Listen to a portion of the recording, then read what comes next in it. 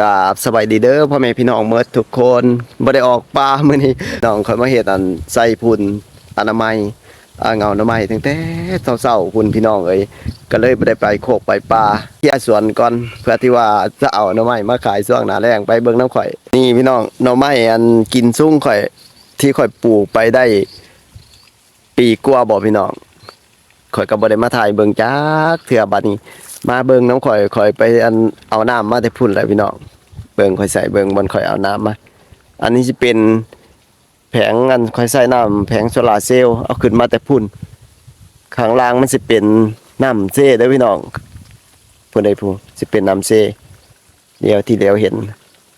แต่เขาเอาขึ้นอยู่พุ่นเขาก็เป็นเน่งสายมาพี่เพราะว่าทางนั้นมันก็โฮดก่อหน่อไม้คือกันสิเป็นหน่อไม้บงทางนั้นอันนี้สิเป็นหน่อไม้อันนี้พี่น้องหน่อไม้ไผ่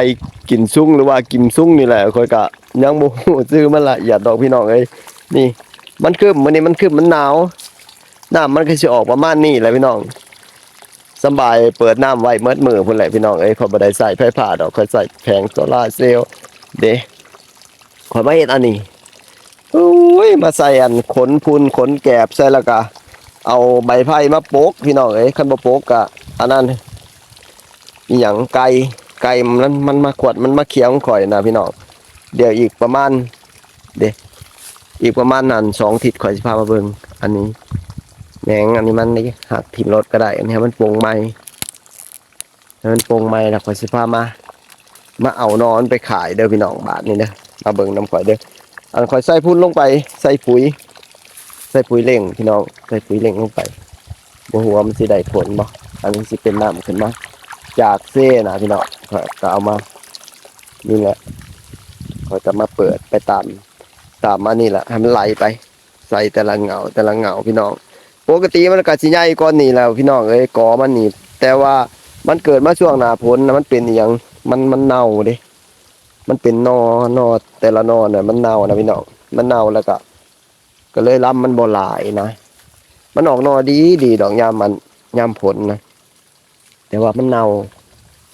เด้กอมาเบิ่งกอนี้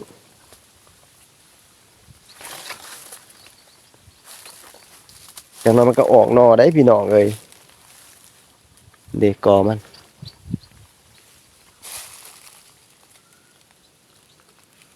ขัดฟ้าไปโดนมันสิเป็นนอบักใหญ่แต่ทำไมอันนี้เด็กหน้ามันก็สิไหลลงมานี่แล้วก็สิมาหาเงาตัวนี้ก็เปิดไว้บอลเดียวพุ่นแหละมาหาเงาตัวนี้แล้วก็เด็กสิไหลลงไปนี่เลยพี่น้องมันออกย่ามแรงย่ามผลออกหลายๆแต่ว่ามันเน่าหมดหน่อไม้บ่ฮู้มันเป็นหยัง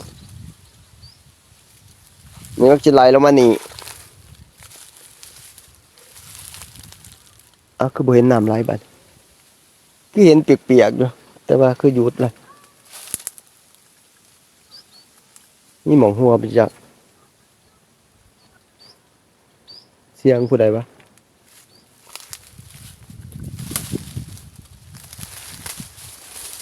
เดี๋ยวพี่กอพี่นี่หิวมาฮดอันนี้มันบ่ไหลมา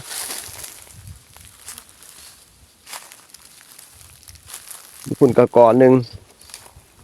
อันนี้ที่มันบ่ทันใหญ่ก็มีเด้พี่น้องกอมันยังน้อยๆอันนั้นสิเป็นไม้ไฟฟ้าได้ทีเราเห็นเดี๋ยวเห็นเขียวๆดิกอนี้ก็ ยังน้อยกอนี้นี่แหละพี่น้องค่อยเอาน้ำขึ้นมาทางนี้แล้วก็สิแบ่งไปทางพุ่นแน่พุ่นอันนี้สิเป็นแผงโซลาร์เซลล์ตั้งไว้แบบนี้แหละบ่ได้เฮ็ดหานใส่ต้นตาลข่อยก็ใหญ่เติบได้พี่น้องอันนั้นสิเป็นต้นม่วงนี่ได้ไม้อันนี้ไม้ไผ่บงตัวนี้สิพอได้ขายบ่พี่น้องข่อยก็ใส่พูนใส่ปุ๋ยหมดแล้วแหละเดี๋ยวข่อยสิพามาเบิ่งนี่ประมาณ2 ทิศ3 ทิศพุ่นแหละมะม่วงข่อยอันนั้นข่อยปลูกปีแล้วได้ปีปลายแล้วพี่น้องญี่ปุ่นก็มีเห็นเด้ที่เหลียวเห็น อันนี้หน่อไม้อันนี้มันสิกินแซ่บเด้อพี่น้องแกงแซ่บๆเลยนี่มันจะบ่ขมปานใดมันออกรสชาติหวานจังหน่อยเดี๋ยวจังหน่อยมันก็สิออกหน่อได้นี่ถ้ามันออกหน่อแล้วค่อยสิมาถ่ายคลิปให้พี่ให้น้องเบิ่งมีหลายก่อเติบอยู่บางม่วงข่อยคือบ่ทันเป็นดอกว่าพี่น้องปีนี้ปีกายมันเป็นดอกแล้วค่อยไปหูดดอกมันถิมืดนี่เด้นี่ออกเสยได้เป็นหน่อพุ่นน่ะ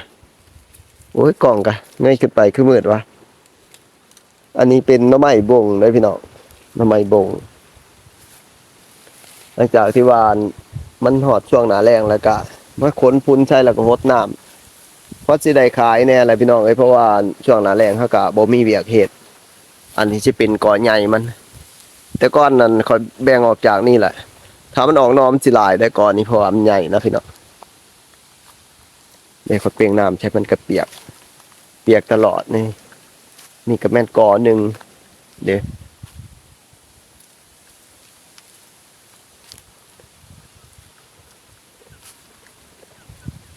เขาโห้ยปุ๋ยใส่พี่น้องตัวนี้แต่ว่าบ่ได้ใส่พุ่นเอาปุ๋ยโห้ยแล้วก็เปิดน้ำใส่จังซี่แหละพี่น้องเดี๋ยวมันเอาออกก่อนค่อยสิพามาเบิ่งออกหลายได้ตัวนี้มันเป็นกอใหญ่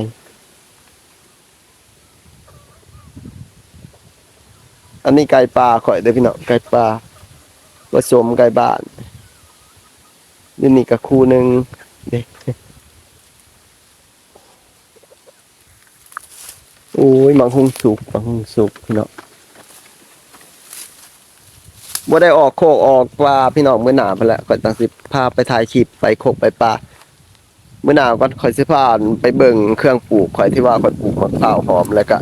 ต้นลำไยที่ข่อยปลูกแต่กี้พุ่นแหละข่อยถ่ายคลิปมันใหญ่สับได้แล้วเนาะพี่น้องแต่ว่าสำหรับคลิปนี้ก็ขอจบคลิปลงเพียงเท่านี้เด้อพี่น้องก็ขอขอบคุณทุกกำลังแรงใจทุกคอมเมนต์ทุกการติดตามรับชมพอกันคลิปหน้าเด้อสบายดีสวัสดีครับ